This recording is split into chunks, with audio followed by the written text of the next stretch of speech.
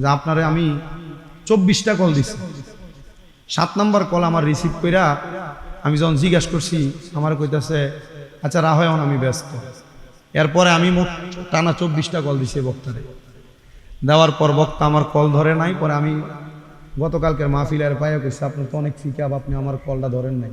আপনার ফোন দিলে কি আপনি ফিকাপ বেড়ে জায়গা তাওয়াজ দিকে তাওয়াজ কথা আবার জানেন তো কইছি মিথ্যা কথা বলেন কেন? কথা বলেন না। আপনি জানেন আমার আম্মা তো অসুস্থ, আমার ভাই অসুস্থ না জানেন, আপনি তাকে মাইকে কেন সমালোচনা করে সমালোচনা কাজ করছি কেন সমালোচনা করছি আপনার সাথে? এবারটা হুজুরা কইতাছে এবার মা অসুস্থ, বেটা মা অসুস্থ, এবার মা বিলে লুকিয়ে আবার মার অসুস্থ ভালো, এবার 2 ঘন্টার উপরে ওয়াজও করছে। হেদায়েত আপনারা পাইবেন কই? বক্তা তো হেদায়েত দিছে না। আল্লাহ কইছে ওয়াবতা গইলাইহি রুসিলা ওয়া কুনু মা সাদিকিন, একজন সত্যবাদীর অন্তর্ভুক্ত হয়, মিথ্যাবাদী নয়। আপনি যে আমার ব্যাপারে আমার আম্মার অসুস্থতা নিয়ে মিথ্যাচার করলেন, এটা কি আপনি ঠিক করলেন? তখন হে আমার কইতেছে যান থেকে। তারপরে আমি কইলাম যে সূরা ফাতিহাটাও তো ঠিক মতো পড়তে পারেন না, কিন্তু সমালোচনা ভালোই করেন। এটা বলার পর আমার গালে একটা থাপ্পড় লাগাইছে। আমার আম্মা তো অসুস্থ,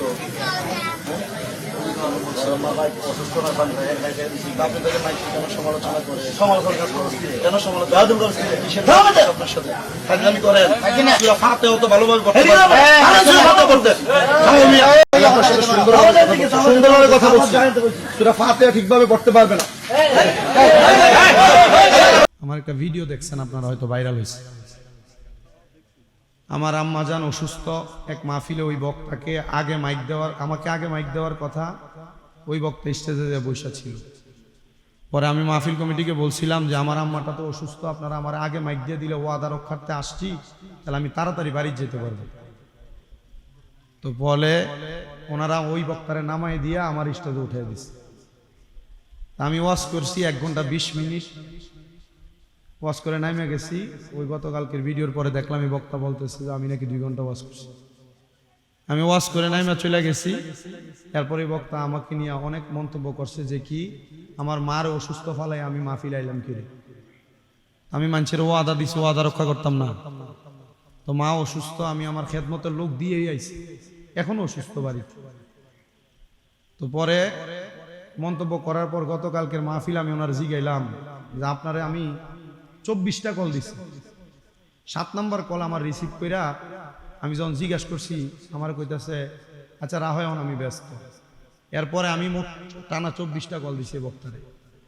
দেওয়ার পর বক্তা আমার কল ধরে নাই। পরে আমি গতকালকের মাহফিলের পায়ে কইছি আপনার তো অনেক ফিকাপ, আপনি আমার কলটা ধরেন নাই। এক কইতেছে মাহফিল করে আসি উজাগরি করি, আমি কল ধরমু কেমনে? তো যখন কল দিছি তখন তো ধরছেন, কাইটা দিছেন আমার কল। পরে আমি বললাম যে আপনি যে আমার ব্যাপারে আমার আম্মার অসুস্থতা নিয়ে মিথ্যাচার করলেন, এটা কি আপনি ঠিক করলেন? তখন হে আমার কইতেছে যান থেকে। তারপরে আমি কইলাম যে সূরা ফাতিহাটাও তো ঠিক মতো পড়তে পারেন না, কিন্তু সমালোচনা ভালোই করেন। এটা বলার পর আমার গালে একটা থাপ্পড় লাগাইছে। আপনার কাছে কি মনে হয় এই থাপ্পড়টা খাই আমার দাম কমে গেছে? ওই এলাকার মাহফিল কমিটি, এলাকার মানুষ যারা প্যান্ডেলে ছিল, এর স্টেজে জুতা মারছে, এরা নামাইয়া নিয়ে এমন ভাবে ফিরাইছে আর মাথার টুপি পর্যন্ত খুলে লাইছে। আমি নিজে মাইকে বলছি যে আপনারা শান্ত হন, এ যা করছে এর কর্ম করছে, আপনারা উগ্র হয়েন না। পরে আমি মিলাদ ক্যাম্প করে মুনাজাত দিয়ে মাহফিল থেকে আসছি, হাদিয়েও দিছে। পরে এই বক্তারে বাইর করার জন্য মনে এলাকার চেয়ারম্যানে ওই শায়েস্তাগঞ্জ থানার পুলিশ পাঠাইছিল। আমি আগে আমার মতো আসছি, সুন্দর মতো। এলাকার যুব সমাজ বলছে হুজুর যদি আমাদেরকে মুরব্বীরা বাধা না দিত এরা আমরা সেফডই করে নিতাম। আমি চাই নাই যে কোনো দ্বন্দ্ব হোক, আমি চাই নাই যে কোনো উগ্রবাদিতা হোক। আমি শুধু এতটুকু বলছি যে আপনি যখন আমার মাকে নিয়ে কথা বলবেন তখন আমি আপনাকে ভালো কথা বলতে পারবো না। আমি ডাইরেক্ট বুঝি সমাজে বহু সমালোচনা, বহু কাজ হবে। আমি যে আমার অসুস্থ আম্মাটার জন্য কি কাজ করছি, আমার এই ছোট ভাইটা আমার তারই জিগাইয়েন, অথবা আপনারা সবাইরে দাওয়াত দিয়ে গেলাম আমার বাড়িতে যাইয়েন। PLID অপারেশন হয়েছে তো হাঁটতে চলতে পারছে না। আমি আমার এই হাতগুলা দিয়া বললে গুনাহ হবে না, আমার শরম দাম কমবে না। আমি বক্তাই হয়েছে, আমি এলেম দিয়া না, আমার মা বাপের দোয়া দিয়ে। আমি আমার এই হাতগুলা দিয়ে আমার মার প্রস্রাব পায়খানাটি সাফ করা লাগছে, আমার গুণ হইব? তবুও যাক, যত কিছু হয়েছে এখনো তো খেদমত চলে। আমি এই জন্য মানসিকভাবে ক্ষতিগ্রস্ত। তো আমাকে আহলে সুন্নাত ওয়াল জামাতের অনেক বড় বড় ওলামায়ে কেরামরা কল দিছে, বলছে যে বাবারে তুমি যে, আমরা তো এটা চিন্তা করছি তুমি রাগটা কন্ট্রোল করে যে ভেড়ার উল্টে একটা দিছো না।